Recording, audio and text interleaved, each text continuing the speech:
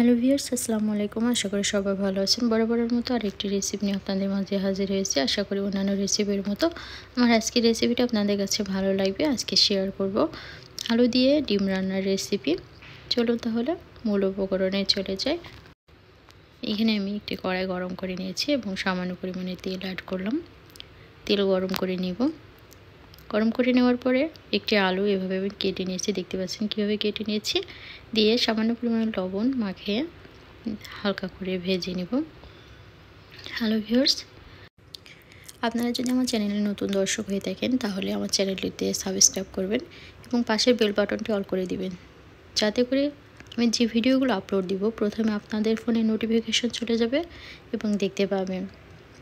যাই হোক, কথা বলতে বলতে আমার আলুগুলো ভাজা হয়ে গেছে। আমি এখন আলুগুলো তুলে নিয়েছি একটি পাত্রে।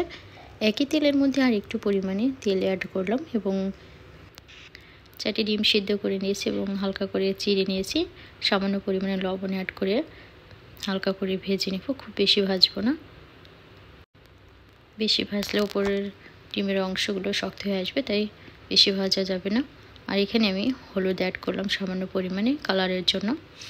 ডিমগুলো ভাজা হয়ে গেছে, আমি একটি পাত্রে তুলে নিচ্ছি।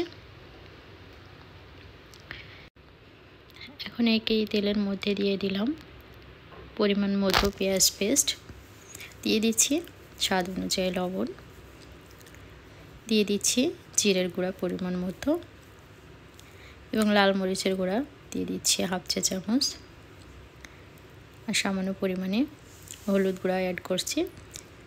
তেলের মধ্যে মশলাগুলো হালকা করে ভেজে নেব। ভেজে নেওয়া হয়ে এসেছে।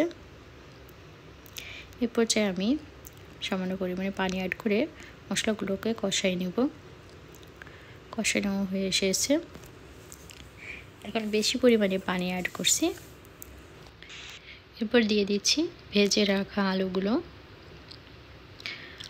সিদ্ধ হওয়া পর্যন্ত জাল করে নেব।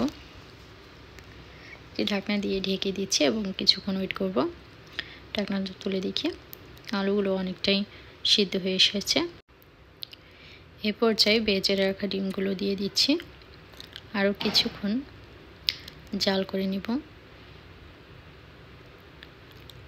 হ্যালো ভিউয়ার্স, দেখতে পাচ্ছেন কত সুন্দরভাবে রান্না হয়ে গেছে। আমি এখন তুলে পরিবেশন করব।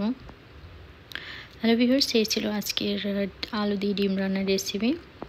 আমার রেসিপিটি যদি আপনাদের কাছে একটু ভালো লেগে থাকে তাহলে ভিডিওটিতে একটি লাইক দেবেন এবং কেমন হলো কমেন্টস করে জানাবেন। ভালো থাকবেন। আজ এই পর্যন্তই। আল্লাহ হাফেজ।